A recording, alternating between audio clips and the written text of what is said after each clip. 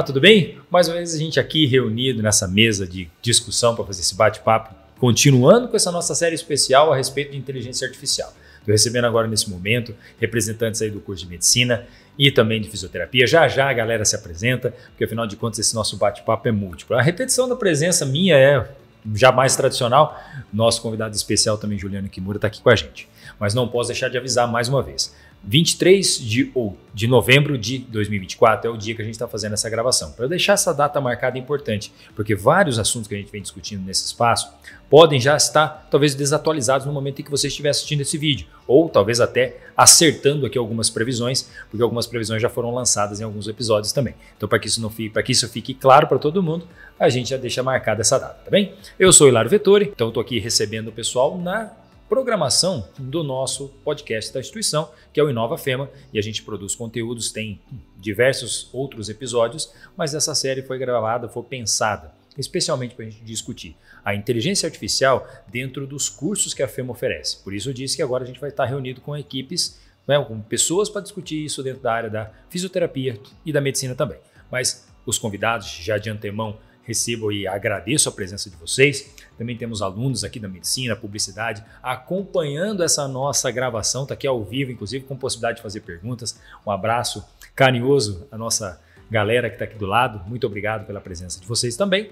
Mas vou pedir que os nossos convidados se apresentem, que fica mais fácil. Vou começar pelo Kimura. Mais uma vez, meu amigo, como é que o pessoal vai te achar? Conta para mim, acrescenta isso, como o pessoal te acha depois? Fala pessoal, uma honra estar aqui de novo, Juliano Kimura. Eu sou uma pessoa que acredita realmente que a tecnologia pode transformar a sociedade e as relações humanas para melhor, principalmente, né? E sei que a tecnologia muitas vezes ela é bem vista ou mal vista, né? E eu acredito realmente que a educação é a forma como a gente pode transformar a sociedade, trazer essa capacitação, essa sensibilização. Com certeza a Fema traz esse conhecimento, e conhecimento é o melhor investimento que você tem na sua vida. Maravilhoso. Também tem aqui do meu lado esquerdo agora, né, o nosso aluno da turma 10 do curso de medicina, Otávio. Como é que você está, meu querido? Tudo bem, prazer.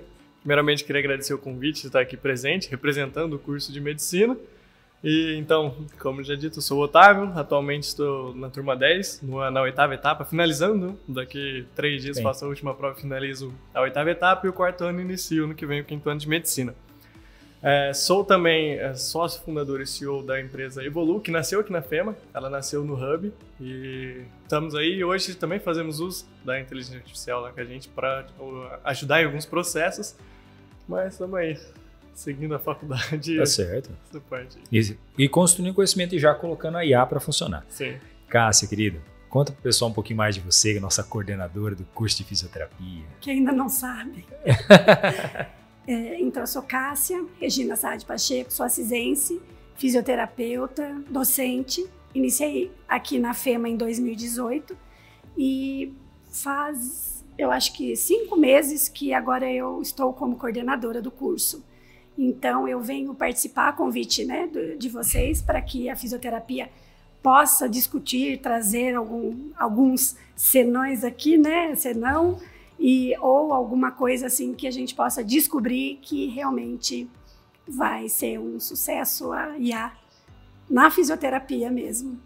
Não, pelo que eu aprendi agora nesses papos que a gente vem fazendo, a inteligência artificial só tem... Bom, claro que a gente avalia o lado positivo, né, pessoal?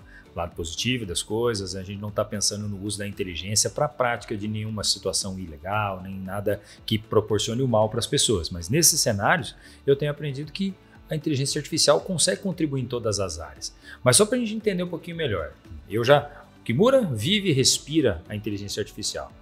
Otávio, eu já percebi que está bem na minha frente, né? Essa história e tal. Mas a gente precisa... A gente vem colocando isso no início de cada discussão, por quê? Até que ponto a gente já usou?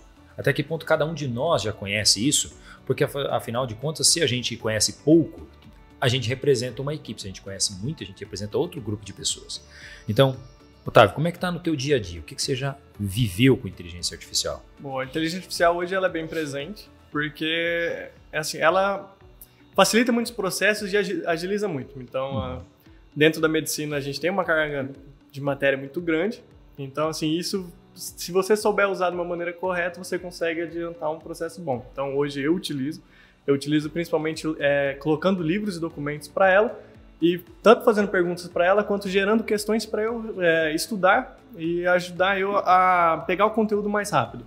Então, em vez de eu perder ali um tempo, que eu ler um capítulo completo, sintetizar tudo aquilo e eu mesmo elaborar questões para que eu consiga resolver aquilo ou buscar na internet, eu já consigo fazer isso com o ChatGPT.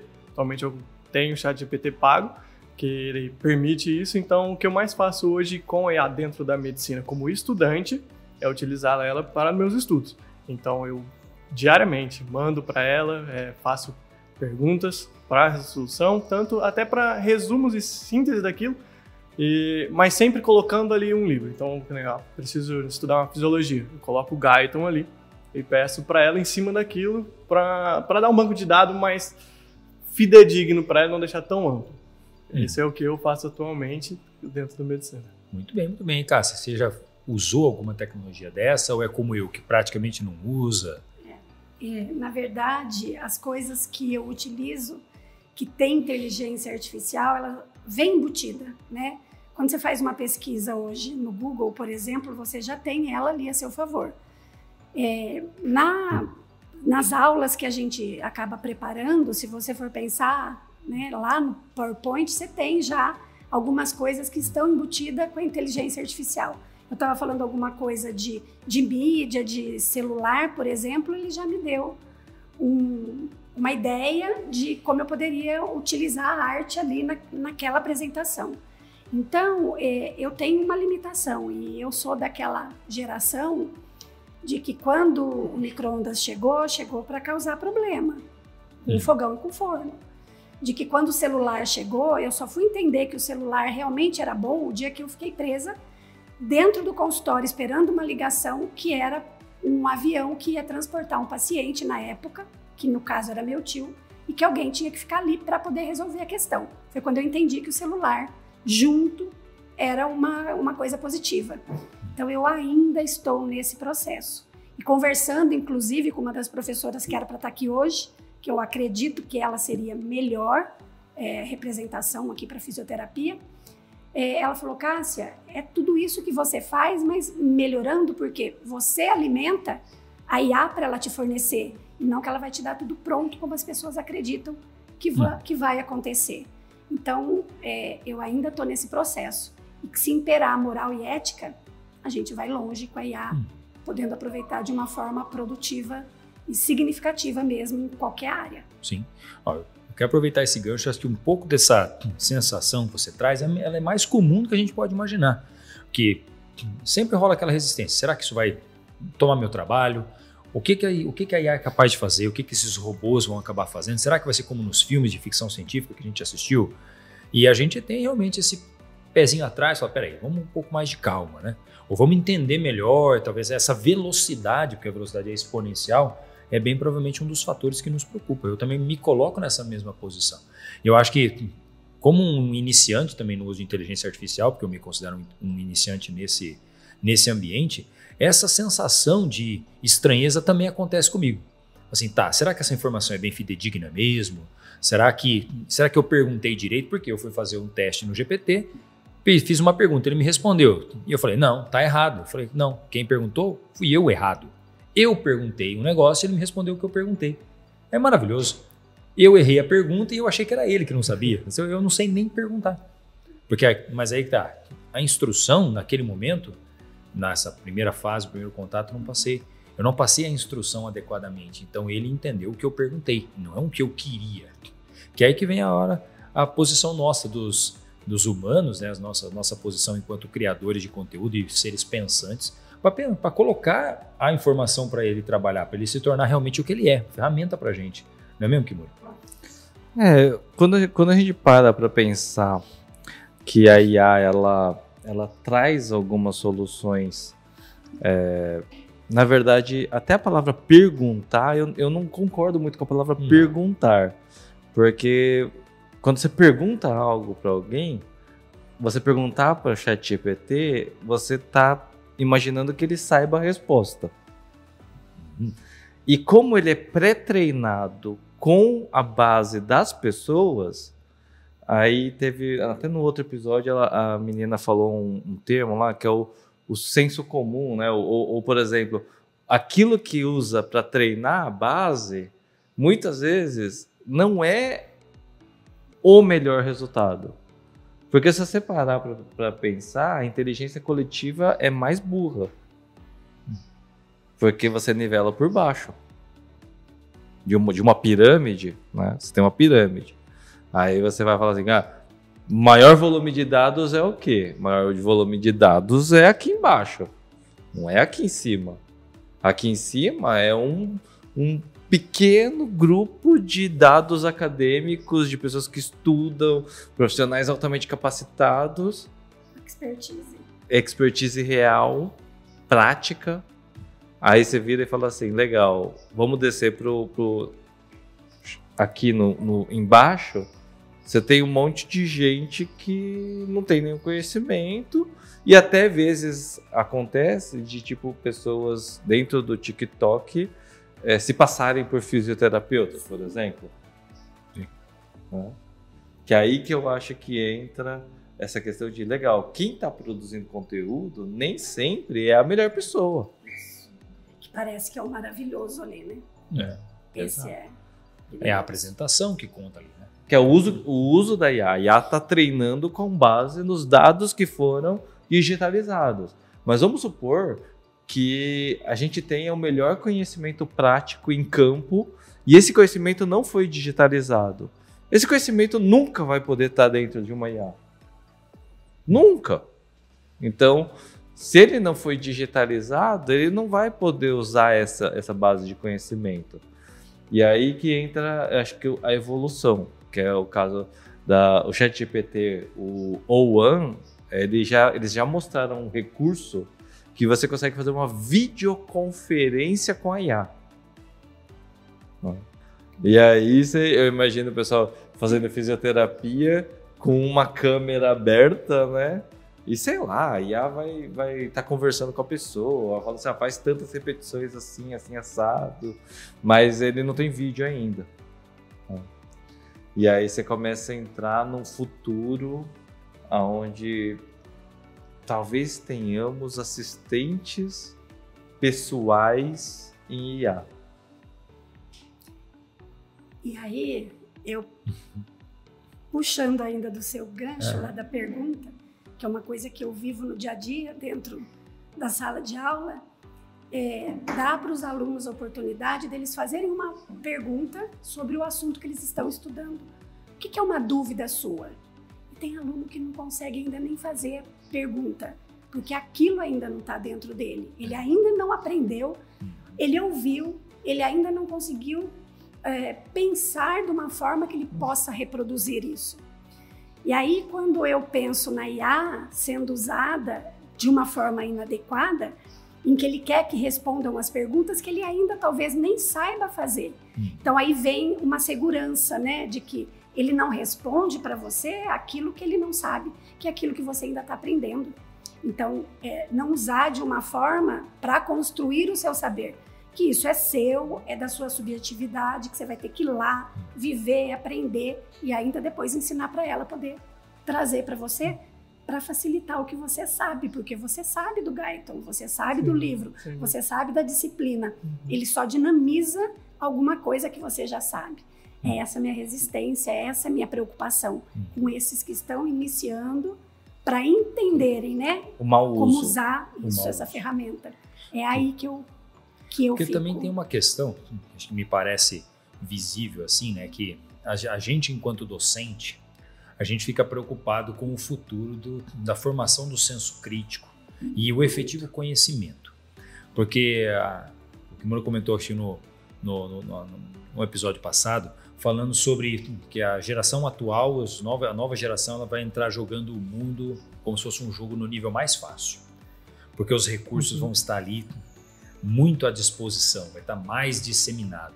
E aí a questão é como usar essa ferramenta de uma maneira mais construtiva, mais compatível. E aí a gente fica preocupado com isso, porque a gente passou por um processo de experiência mais longo.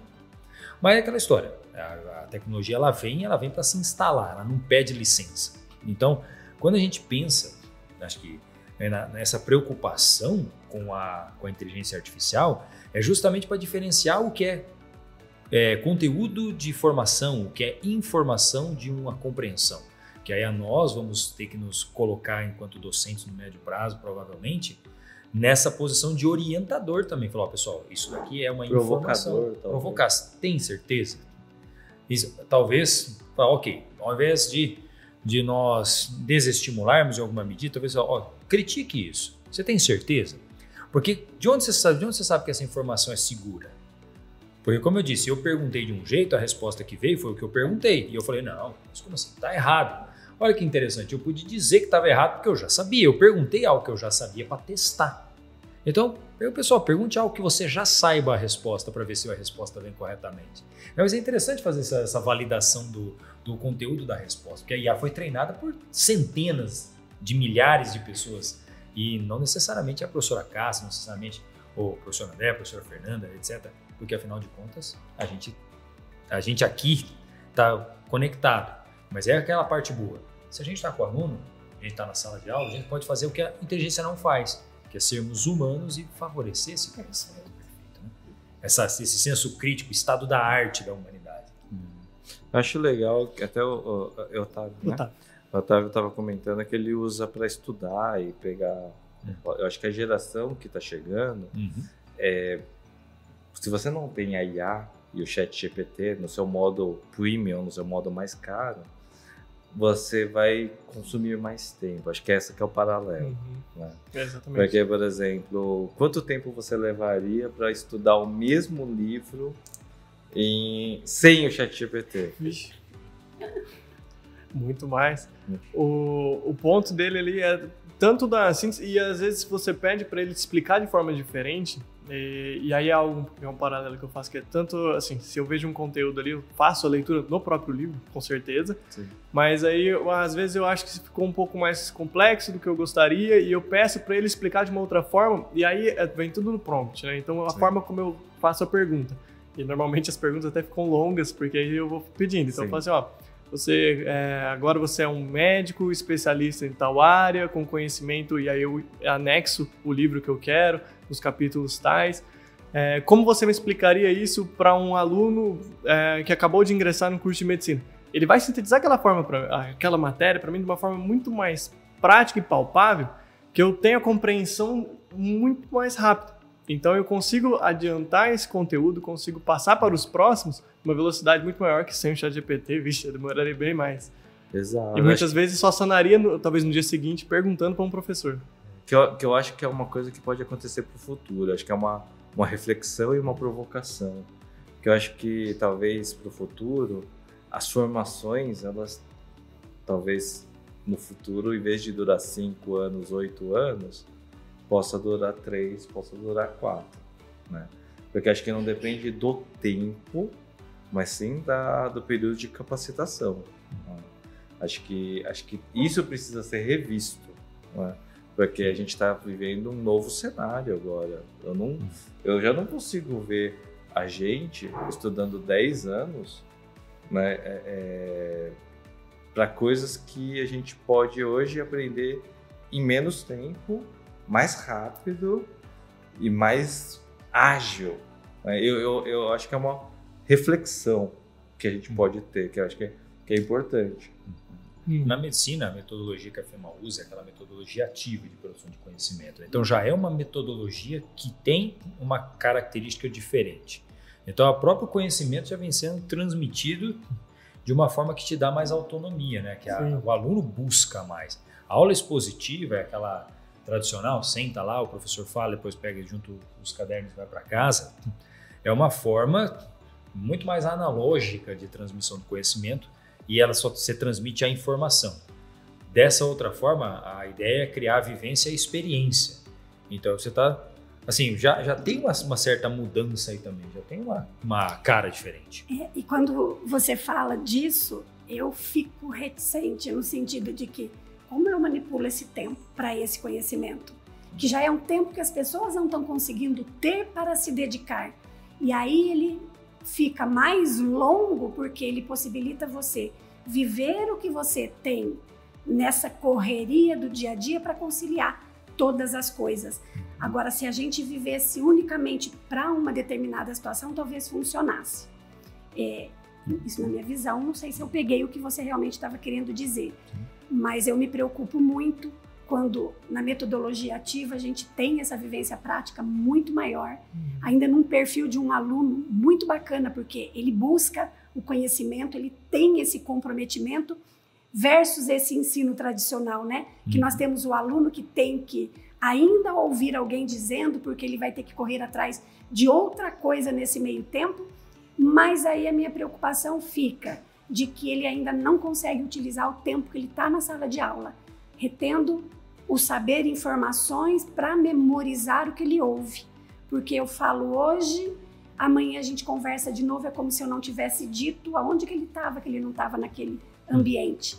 E nós temos no tradicional aulas teóricas e aulas práticas para tentar conciliar todas essas coisas, mas ainda nós temos pessoas que aprendem por mecanismos diferentes que a gente tenta levar em consideração, que é visual, que é auditivo, ou que tem todas essas combinações, que é sinestésico. Sim. E aí a gente tem ainda o ser humano, né, dentro desse foco do ensino, do aprendizagem, e toda essa tecnologia, quando ela entra, como você disse, né, para poder agregar conhecimento, que ainda continua sendo o problema, a peça que está sentada à frente desse computador ou dessa rede de informação, e como é que eu posso utilizar isso da melhor forma.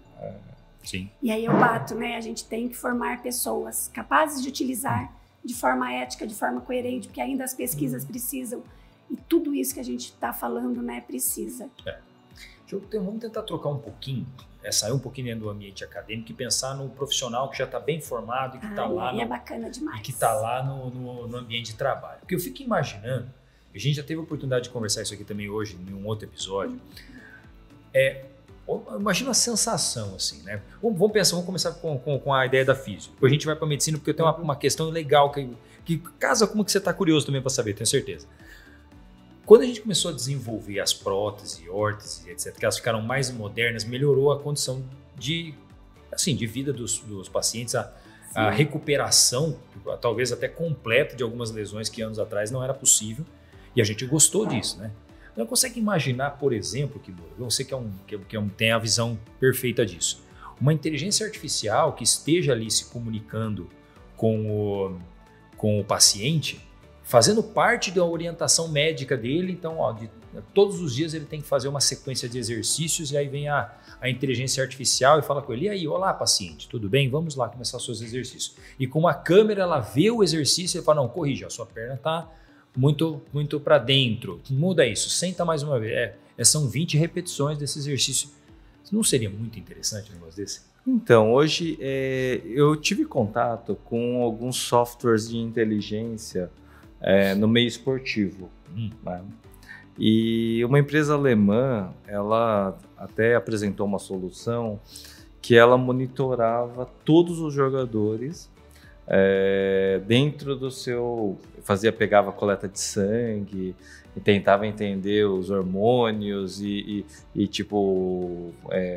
nutrientes que estavam faltando, e fazer um balanço que vai desde a alimentação correta, nutrição correta, até que tipo de exercícios que a pessoa precisa ter para melhorar a performance de uma atividade específica. Eles disseram, inclusive, eu não lembro o nome da empresa, mas eles disseram que eles foram, inclusive, responsáveis pelo 7-2. Que 7-1, que foi um negócio que inclusive eles disseram que eles foram responsáveis porque eles sabiam quais eram os jogadores que estavam na melhor condição e quais eram os que conseguiam se comportar melhor frente àqueles jogadores, né? Então, quando você começa a parar para pensar em tudo isso, qual que é a dificuldade de a gente usar uma IA dentro tanto da medicina quanto da fisioterapia? Sensores. Sensores. Por quê? Porque hoje, para você ter bons dados, acho que você tem que ir além de uma câmera. Sim. Não é só você chegar, colocar uma câmera e falar, você tem que subir mais a perna, você tem que esticar mais aqui. Não funciona desse jeito. Né? Mas você entender qual que é dentro desses sensores da pessoa, tipo, legal, a pessoa tá andando mancando, a palmilha dela consegue pegar, a pisada dela tá torta, ela tá com desvio na coluna, ela anda... Então, esses sensores, eu acho que vão ser o alimento que está faltando, a conexão que está faltando, para que a gente consiga ter um resultado melhor em uma ferramenta de IA, que não é só a ferramenta de IA, principalmente no meio que a gente está falando de biologia, né? Que tem tipo um monte de variáveis que vai desde do sei lá, do que está no sangue, das hemoglobinas ou etc, que pode variar e isso tem impacto no corpo inteiro. E Cássia, quando você falou que gostou, o que te veio na cabeça? Porque é o seguinte, na fisioterapia nós temos os laboratórios de análise de movimento, né? Então nós temos já softwares que já fazem isso e que nós pontuamos os pontos que são chaves para você ter a medida de ângulos das articulações, por exemplo.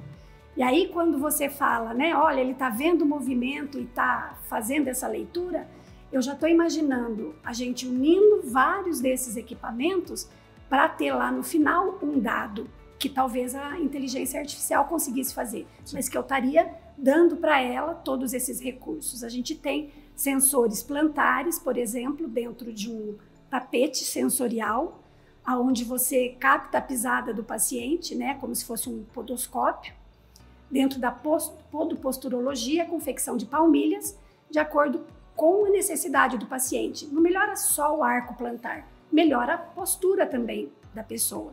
E aí a gente tem o paciente que tá andando torto, que está mancando, quer dizer que está assimétrico, claudicando por alguma questão, a gente também consegue, através dessas câmeras que tem esses sensores que você fala, mas que nós temos que colocar nos pontos estratégicos que talvez a IA já soubesse aonde são e a gente nem precisasse alimentar. Ela, gravando, ela já estaria fazendo para a gente o que a gente quer. Que eu vejo isso, sabe como? O estatístico. Quem que não precisa usar um estatístico? O quanto ele não me economiza dentro de tudo aquilo que eu faço. Eu vejo a IA como um estatístico. Se eu não dou para ele o que eu preciso extrair daqueles dados, ele não vai saber o que ele vai fazer com todos os dados. Qual é o pacote estatístico que ele usa para poder dar para mim as respostas do meu estudo, né? Então, eu enxergo mais ou menos dessa forma. Eu acho brilhante isso.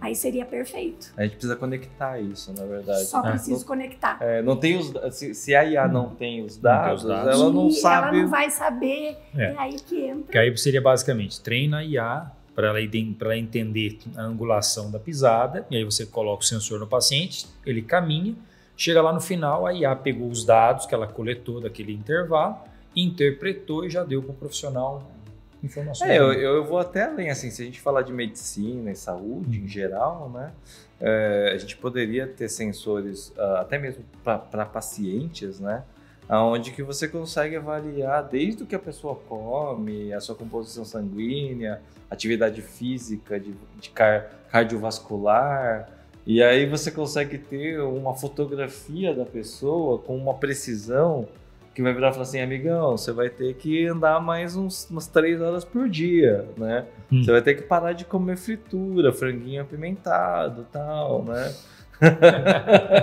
E a gente vem de uma época, se a gente pegar o esporte, os jogadores de futebol, eles têm um desenvolvimento para a modalidade que eles vão desenvolver, que são construídos em laboratórios. Então eu posso alimentar fibras mais rápidas, fibras para contração de força e para velocidade, né?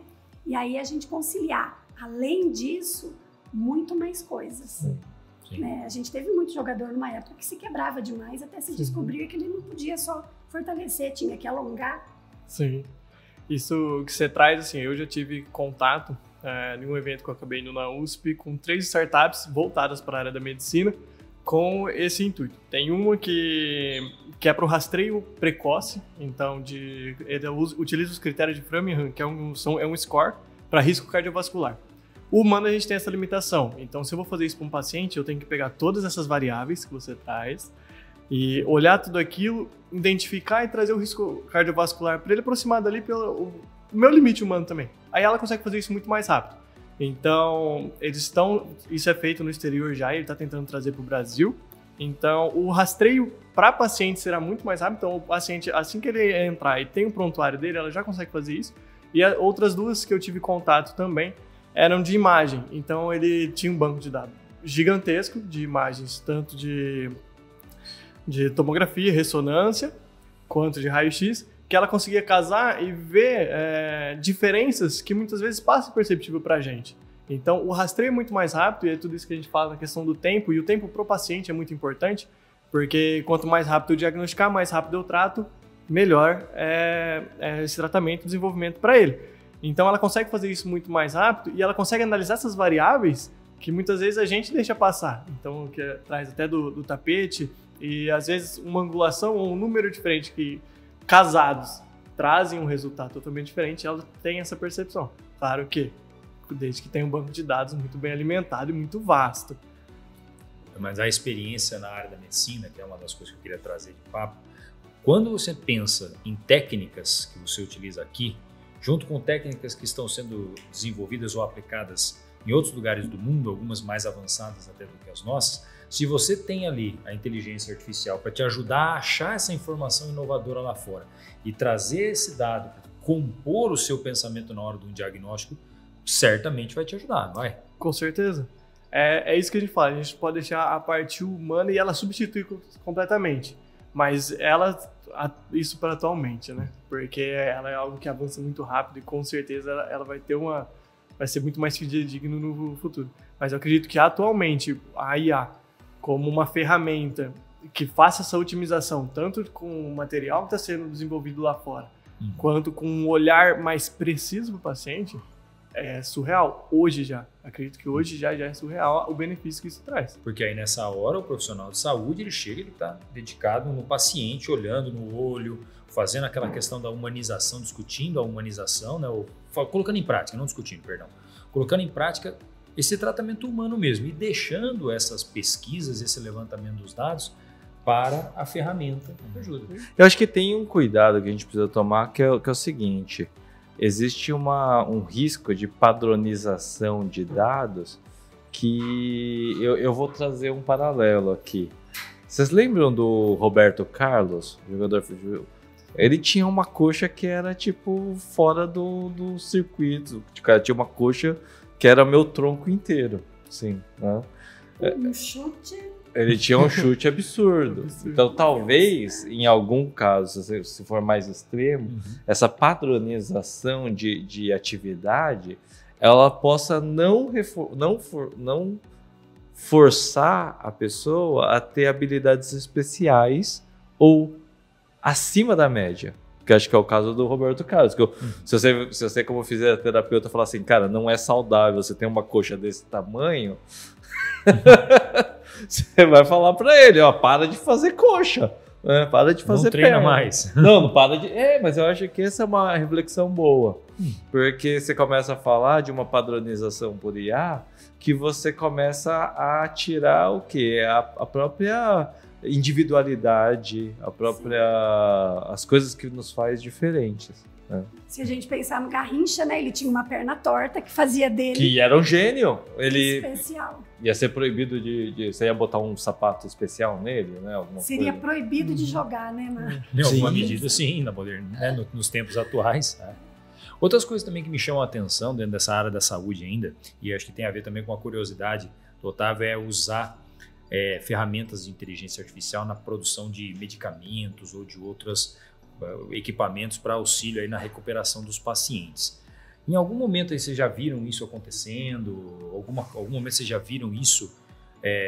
Existe uma empresa X ou existe um estudo tal que está trabalhando com IA nessa área de medicamentos? Cara, eu vi uma coisa interessante que tem a ver com a IA e que eu acho que vai chegar logo e vai chegar na fisioterapia também. que seriam os óculos de realidade aumentada, tipo o MetaQuest 3, o óculos da Microsoft, eu esqueci o nome agora do óculos, que é um óculos bem caro, inclusive, cada óculos desse custa tipo 40 mil, 50 mil reais, onde ele já consegue, através de inteligência artificial, ele consegue ler o corpo das pessoas e trazer dados em tempo real. Você bota o óculos e você consegue ver dados em tempo real dos movimentos da pessoa, por exemplo. Então, você olhando, você conseguiria ver, por exemplo, o ângulo que ela está mexendo em tempo real. Vai aparecer um número ali. Robocop. Tipo, a gente chama isso de heads-up display, né? Que é a famosa capacete do Iron Man, né? Você olha e você vai conseguir ver, ele está dobrando o joelho, mas ele está dobrando em 27 graus. Só que você vai ver o número, ele no ar, né? E a inteligência artificial, ela vai chegar num nível em que ela vai ser acoplada em aparelhos como esse. Seria perfeito. E já existe, né? Então, assim, eu comecei a ver umas experiências muito interessantes, que é exatamente isso. Tipo, você fazer uma aplicação que ele lê o corpo da pessoa e coloca o ângulo de dobra, é relativamente simples. É muito simples. O que a gente faz em 2 etapas. A gente filma, joga no sistema para poder fazer a leitura e interpretação, ver aonde é que está o problema para ir lá sanar. O problema associado ainda a alguns testes que a gente faz externos, né? Que a gente faz lá no corpo do paciente. Então, isso que é economizar, como você diz, tempo, seria maravilhoso. É como eu ter um óculos que eu boto e já vejo o raio-x em tempo real se tem uma fratura ou não ali. Não precisa ir lá na máquina, né? Inclusive, há pouco tempo atrás apareceu para mim no Instagram, era um cirurgião e ele já utilizava desse óculos. Então, durante a cirurgia ele tinha tanta reconstrução 3D por imagem que ele já tinha, então por ressonância e tudo, ele conseguia ver para encontrar no corpo do paciente que ele estava operando naquele momento os lugares que ele precisava. Eu acho que eu não sei se ele estava fazendo ressecção de um tumor ali, mas então ele conseguia ver as imagens que estavam lá enquanto ele operava, então ele tinha os dois ao mesmo tempo. Os dois ao mesmo tempo. E que é a facilidade que não precisa ter uma tela de uma televisão fixa, ele consegue colocar onde ele quer a imagem, fora a reconstrução 3D que ele conseguia ver totalmente ali. É muito legal. Então, dá a impressão assim, a IA se torna alguém junto de você, discutindo com você casos em cima daquilo que ele aprendeu, que ele sabe, que te leva a questionamentos que talvez te levem a novas ideias, entendeu? Não que ele vai ter que ter ideia, que você vai ter o insight, que você vai desenvolver. Eu acho que esse é o principal, esse é o principal. Você não manda essa IA? Não, é mais ou menos, isso já aconteceu aqui durante os episódios. Umas 4, né? Nos episódios anteriores. Por quê? Porque é sempre assim, mas tem um lado positivo. A gente Sempre tem uma preocupação e tem um lado positivo. É claro que a gente tem que lutar por essa construção. Mas, Otávio, quando você se apresentou no começo, você falou que você tem um projeto no Hub que tem a ver com IA. Vamos ver se a gente consegue pegar aqui do Kimura uma ideia para você pegar e aplicar lá nesse projeto. Como é que é? O que você está fazendo? Então, assim, o meu projeto que nasceu do Hub a gente utiliza, mas hoje eu trabalho com bactéria e levedura. Eu faço um melhoramento genético nela sem precisar abrir o genoma dela e mudar. E para melhorar alguns processos da indústria. Então hoje a gente tá terminando a pesquisa já para entrar no tratamento de chorume, e também na parte de melhorar a produção de etanol através de cana-de-açúcar. Então a gente trabalha tanto com a bactéria do chorume e a levedura para fazer a fermentação da cana-de-açúcar, fazer etanol. E a gente precisa contar muito. Então as nossas culturas de bactéria ali, a gente toda hora tem que fazer contagem dela. E é muito maçante. Tem toda uma divisão, você coloca no microscópio, você tem que contar, multiplicar. A IA, ela faz isso, então eu conecto uma câmera no microscópio e ela já conta para mim tanto as leveduras que estão mortas quanto as que estão vivas, para eu saber a progressão daquela cultura, e ela já traz o resultado para mim sem eu precisar fazer aquilo que demoraria 10, 15 minutos por cultura que eu vou fazer. Então é muito mais rápido, então hoje eu já utilizo e a gente tem tentado encaixar em alguns outros processos para, que nem do tratamento do chorume, são várias variáveis que eu preciso analisar ali. Então dar isso para ela fazer a análise e ver se eu tô com o pH correto, se eu conseguir diminuir a concentração de um metal pesado que estava ali ou não. Ah, que legal. A ideia tá pronta já, não sei se dá para acrescentar alguma coisa agora. Tô tentando imaginar, o máximo que seriam as variáveis que você já acrescenta em cada imagem, ou não? Ele faz a contagem é uma parte. Ele faz a contagem e eu consigo... a gente desenvolveu uma fórmula para ver se a progressão está da forma como a gente queria. Então, se elas estão se multiplicando, e como eu faço, é uma seleção natural ali, e eu preciso ver se aquela cultura está se desenvolvendo da forma que eu quero, para ela melhorar o processo que eu quero, a gente já alimenta ela com variáveis que a gente fala, tá, essa cultura realmente ela é melhor que essa daqui eu vou manter ela para a próxima geração, essa daqui vai para descarte. Então a gente já... Mas é a IA que julga isso? A IA é a parte visual, então ela vai fazer a identificação de qual levedura ali que ela está viva ou não. Aí o programa ele faz a contagem e a IA faz essa parte do tabelamento, né? Então... Peraí, mas ele faz a contagem das que estão vivas, então vocês fazem vídeo, não é a imagem? É um trecho do vídeo. É uma câmera que eu coloco em cima do microscópio. Então o microscópio ele tem uma entrada aqui em cima, eu acoplo ela ali e isso eu tenho uma imagem de vídeo ali onde ela fica pequena, não tá parada. Né? E aí as leveduras coradas, né, que a gente pinga um corante ali, as coradas a gente sabe que ela morreu, então aí eu consigo diferenciar em quais estão vivos e quais não estão. Você coloca uma substância para você... As que estão em decomposição, que estão mortas... Aí eu consigo diferenciar entre elas. E aí ela só faz... Né? Ela identifica para mim o número e faz a contagem automática.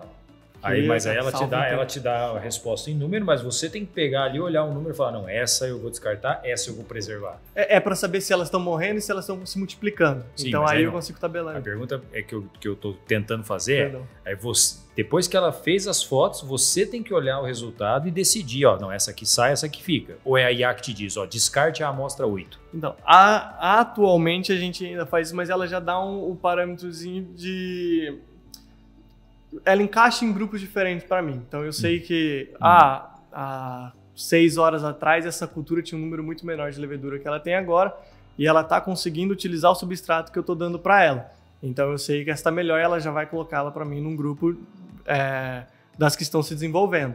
Então aí eu já foco nelas. E aí eu vou continuar. Decidir juntos. Mas já ajuda muito.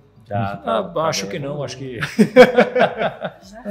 tá maravilhoso. Bem evoluído, Pô, meus caras, não, mas esse nosso papo aqui acabou. Começando dentro de cirurgia, falando sobre a evolução e terminou falando de um projeto de análise de seres vivos microscópicos utilizando inteligência artificial. Não poderia ver um desfecho melhor para esse nosso papo. Meus caros, assim, claro, temos muita coisa para conversar, mas o nosso momento aqui ele tem que se concluir. Infelizmente, não temos mais tempo disponível para essa nossa conversa. Mas, enfim, Cássia, deixa uma mensagem para a galera que nos acompanhou, o que você teve de impressões desse nosso papo, se você gostou ou não, o que é? O que você tem para nos dizer? É um papo inovador, né? É algo do futuro, é algo que a gente não tem como evitar.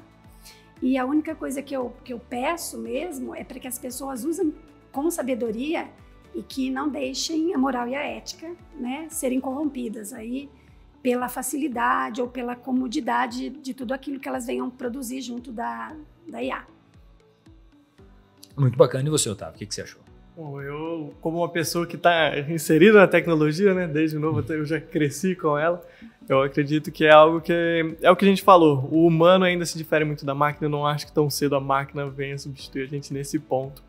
E que a gente saiba utilizar isso, porque a IA vai ter um conhecimento gigantesco e ela vai dar essa parte pra gente, e que a gente saiba utilizar da melhor forma. Então que a gente consiga traduzir tudo isso de uma forma que seja benéfico tanto para o paciente que a gente está tratando e consiga dar um tratamento melhor para ele, individualizado e melhor, mas com o nosso toque humano também ali.